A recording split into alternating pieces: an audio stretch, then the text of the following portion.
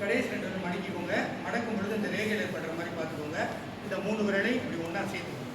இப்படி கையில் இருக்கிற தொழில தியானம் பண்ணுற மாதிரி வச்சுக்கோங்க. இது குபேர முத்திரை. இந்த முத்திரை நல்லா வடம் கொடுக்கணும் அப்படின்னு நினச்சிங்கன்னா இந்த 2 விரலை நீங்கள் மடக்கும் பொழுது ஆயுள் ரேகை, தனரேகை அப்படின்னு சொல்லுவாங்க.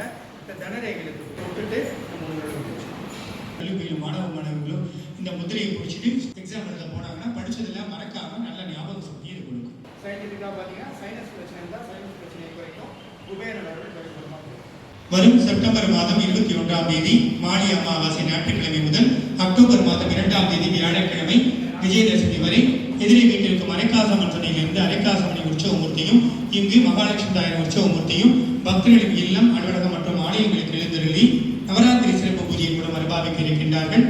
தங்களுடைய இல்லம், அலுவலகம் மற்றும் ஆலயங்களுக்கு அரைக்காசமணி உற்சவமூர்த்தியும் மகாலட்சுமி தாயார் உற்சவமூர்த்தியும் அழைத்து நவராத்திரி சிறப்பு பூஜை செய்ய விரும்பும் பக்தர்கள் தங்களுடைய பெயர் மற்றும் தொலைபேசி எண்ணை முன்பதிவு செய்து கொண்டால் மகாலட்சுமி தாயார் நரலையும் அரைக்காசமணி நரலையும் எளிதில் பெறலாம்.